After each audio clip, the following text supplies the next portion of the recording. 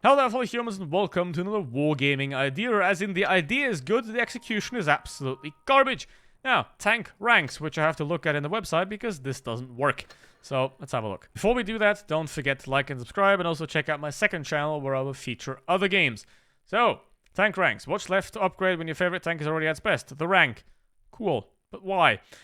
Is there a reward for it? There better be a reward for it, right? Because if you play a tank that much and you like it that much, you should get something for it, right? First tank to test the ranking system will be the T-77. Sure, why not? High rank shows an experienced player. Reed plays a lot, not good at this moment. Ranks indicate your experience with a particular tank. The more experience you have with this tank, the higher its rank. Makes sense. However, it does not, given what follows soon.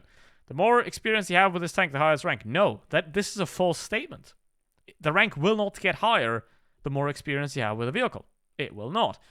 Ranks are a way to show off your mastery as well as your experience with a favorable tank you're particularly proud of. Just like avatars and profile backgrounds. It's a gimmick, basically. That's what we're going to say here. It's just a gimmick. Ranks are available most likely only for high tier vehicles, which does make sense. This is how it's going to look, so essentially you get extra stats. You know, you have your stats and then you have stats. Again, you can't just look it up on Blitz stars. You have to have colorful ribbons because the kids like that so much. Now, where does this get displayed? Open side panels and battle results. Now, if you want to introduce marks of excellence, it's a very simple way to do that. Just next to the avatars, move the avatars a bit and then make a tiny space for 3 bars.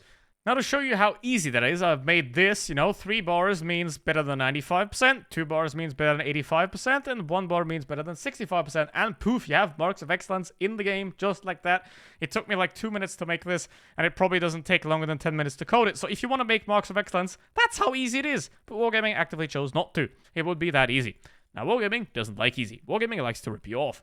That is why, to rise through the ranks, you need to pay for these ranks. So, the progress takes into account all combat XP in any mode. Any mode, that's great. You can also do it in fun modes. Premium account, boosters, etc. So, these ranks are clearly only aimed at whales, people that spend a lot of money at the game. If you're a free-to-play player, Wargaming essentially tells you to go fuck yourself with this implementation of Marks of Excellence. Whereas in World Tanks PC, you can get the Marks of Excellence if you're a free-to-play player. So, Wargaming, your World Tanks PC team has done an absolutely massively better job in implementing such a system like that than the Blitz team. So, progression ranks is the next rank to display in the profile screen. There you go. You have it looked there. Now, every 10th rank from the 10th to the 50th is called a promo rank. To unlock it, you will need not just credits, but also a certain number of mastery badges. Why don't you just use mastery badges? Because then the ranks would actually mean something. Now they don't.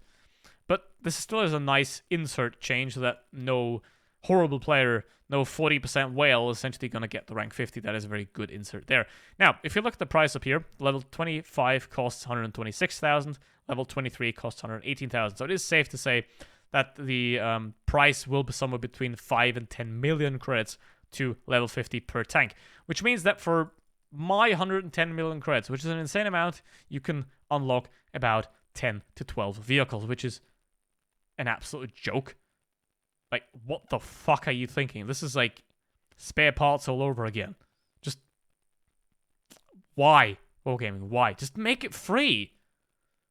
If you want marks of excellence, just put the ribbon, whatever you want to call it, in the avatar, just like I told you. I'm doing this work for free. You can have it.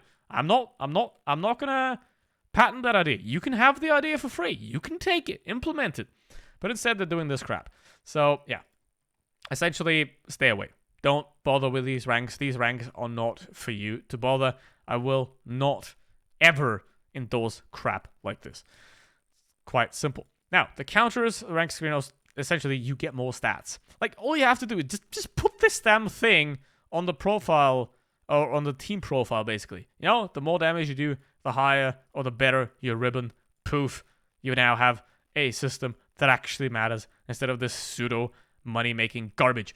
So, yeah, damage and destruction, third counters, calibrated, and tank feature. That's a nice thing to have, but they're useless because they're not shown in battle. Because Wargaming is afraid that when people see their absolutely miserable matchmaker pairing 3 60%ers with 3 40%ers on the enemy team, they're going to give up. So they can't give an actual representation of the player's skill in battle because then that would completely expose the vulnerability in the horrible matchmaker.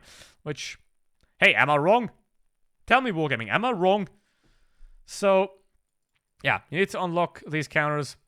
Obviously, that's the only reason, again. So, these counters only exist to justify spending credits on the ranks, while the ranks are essentially utterly useless because they give you no rewards whatsoever. Will there be any rewards? No. They're useless. The ranks, there's no rewards. They have no value, and they have no rewards. Because they have no value because you have to spend the credits. So a free-to-play player is always going to be ranked worse than a pay-to-win player. They have no value in terms of skill or anything like that. So they're essentially useless in that sense. What do I need credits to increase my rank? Because you're fucking... Read the actual answer that Wargaming said here.